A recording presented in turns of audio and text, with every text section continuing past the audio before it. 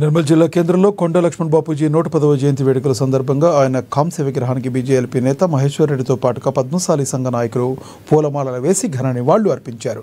సామాజిక తెలంగాణ స్వాప్నికులు బాపూజీ అని ఆయన సేవలను కొనియాడారు. 3 తరాల తెలంగాణ ఉద్యమ యోధుడు ఆచార్య కొండ లక్ష్మణ్ బాపూజీ చూపిన మార్గం పలువురికి ఆదర్శనీయమని తెలిపారు.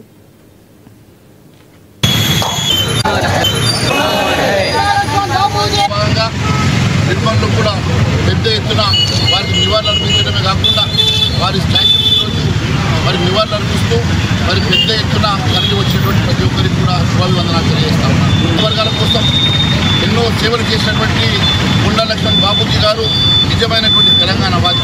తెలంగాణ రాష్ట్రం వస్తే అందరి భక్తులు బాగుపడతాయని చెప్పేసి వారి ఆశయాలతో మరి ఎన్నో ఉద్యమాలు చేసినటువంటి వ్యక్తి, అట్టడుగు బడుగు బలైన వర్గాల కోసం ఎంతో కృషి చేసినటువంటి ఆ వ్యక్తి, మహనీయమైనటువంటి వ్యక్తి ఇవాళ నివాళులు అర్పించడం, వారి జయంతి సందర్భంలో పాల్పంచుకోవడం చాలా ఆనందంగా ఉన్నది.